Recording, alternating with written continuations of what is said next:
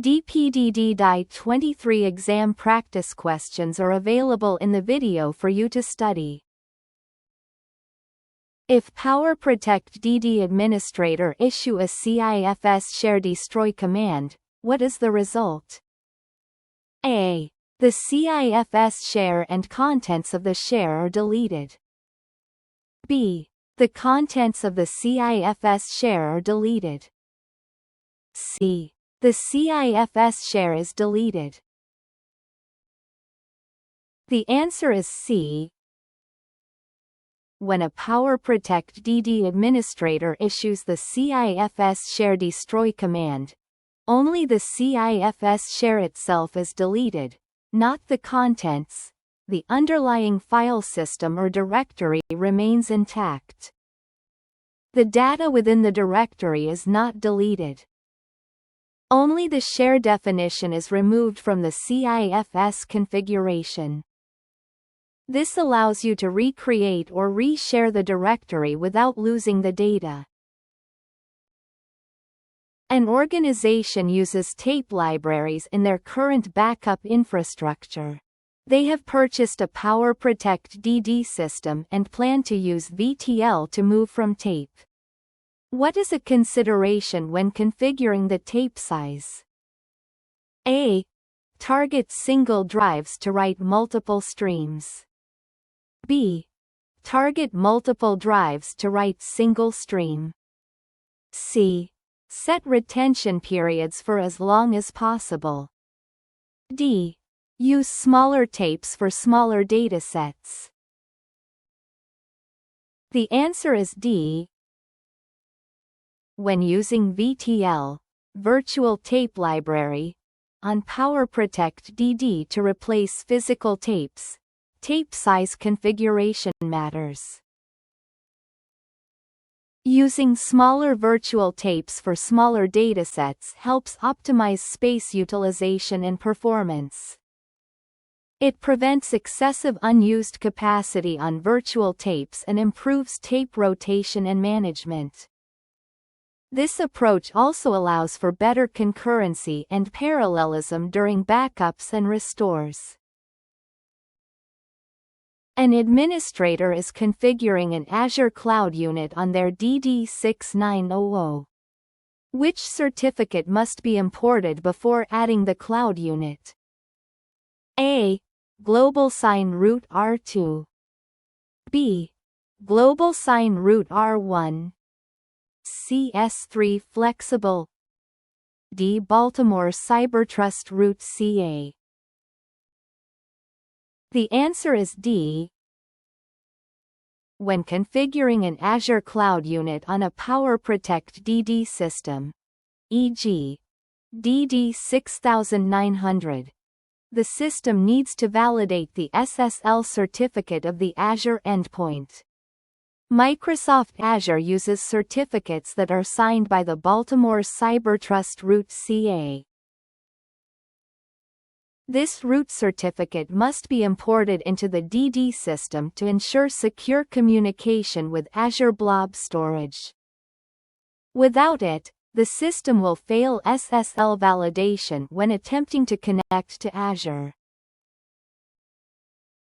A technician is upgrading a DD9400 with the DS60 expansion shelf with 60 drives. In the GUI interface, only 30 drives are accessible. What is causing these drives to be inaccessible? A. There are not enough cache drives on the DD9400 to support the extra capacity. B. A second SAS connection from DD9400 to DS60 is not activated. C. There are not enough spare drives. D. The capacity license applied is only for 30 drives. The answer is B.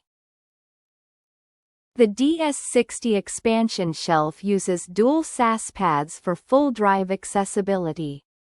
If only one SAS connection is active between the DD9400 and the DS60, then only half, 30, of the 60 drives will be visible or accessible in the GUI. Activating the second SAS connection allows the system to see and use all 60 drives. This is a common requirement for full shelf integration in DD systems. Which PowerProtect DD feature protects data from accidental or malicious deletion during its retention time?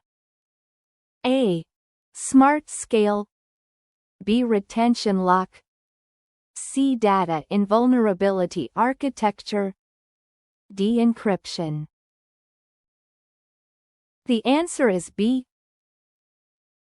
Retention Lock is a PowerProtect DD feature designed to protect backup data from being deleted or modified, whether accidentally or maliciously, during a configured retention period. It enforces compliance and governance by locking the data until the retention period expires. Often used in worm, write once, read many scenarios, especially in regulated industries. A customer has stored the data that is in the cloud using PowerProtect DD. For security reasons, encryption will be applied to the data. What is the required action to achieve the customer's goal? A. Encrypt and re-upload the data. B. Enable the encryption via cloud tier level. C. Activate the data at rest encryption. D. Turn off encryption and re-enable. The answer is C. To secure data stored in the cloud using PowerProtect DD, with Cloud Tier, you must enable data at rest encryption. D at re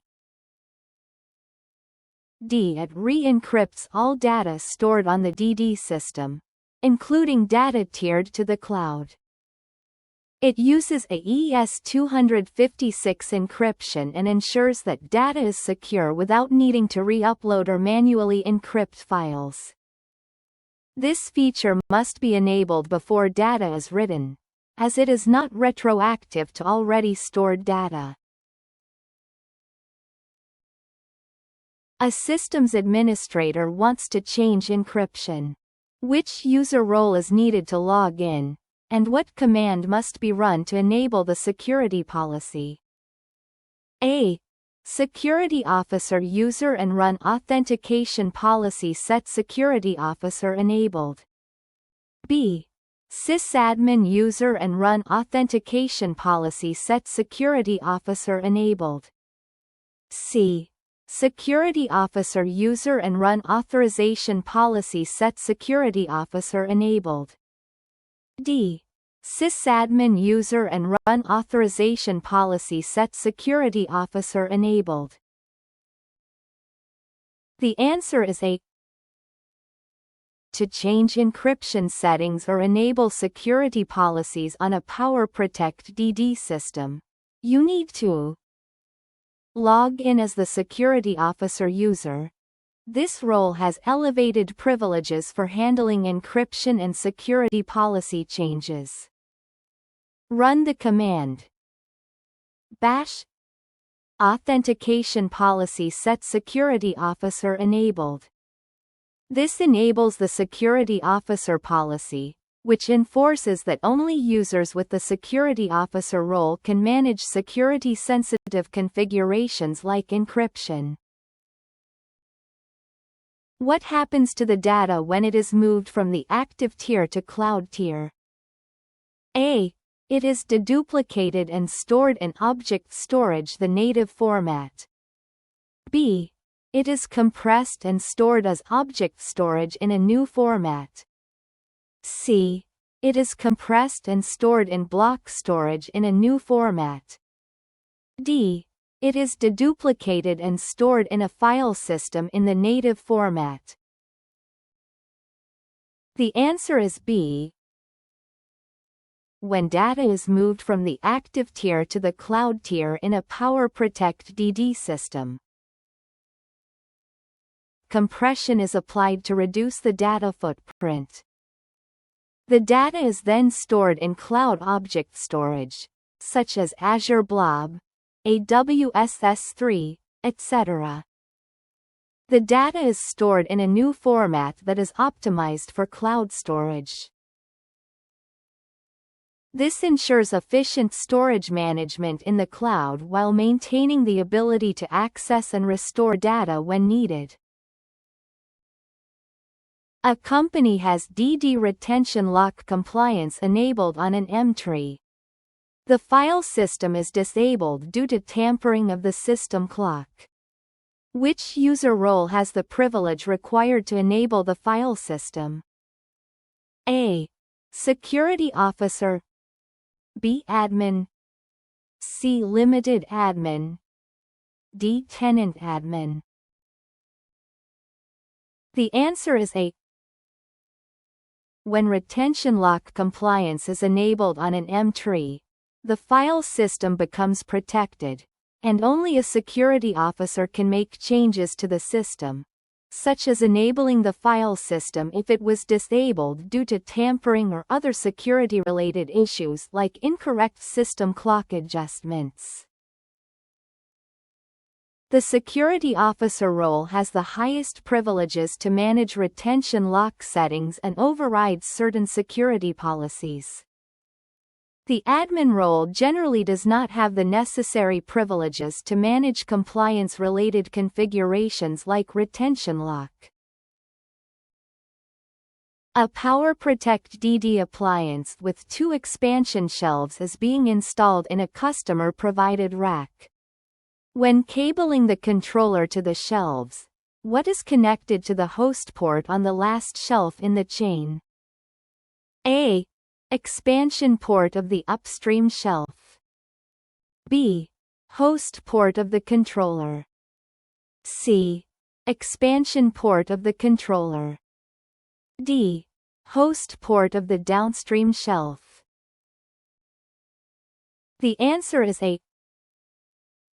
When configuring a PowerProtect DD system with 2 expansion shelves, the last shelf in the chain should be connected to the expansion port of the upstream shelf. The expansion port connects the shelves in sequence, creating a daisy chain between them. The controller's host port is connected to the first shelf in the chain, and subsequent shelves are connected via the expansion ports. This setup ensures proper communication between all shelves and the controller.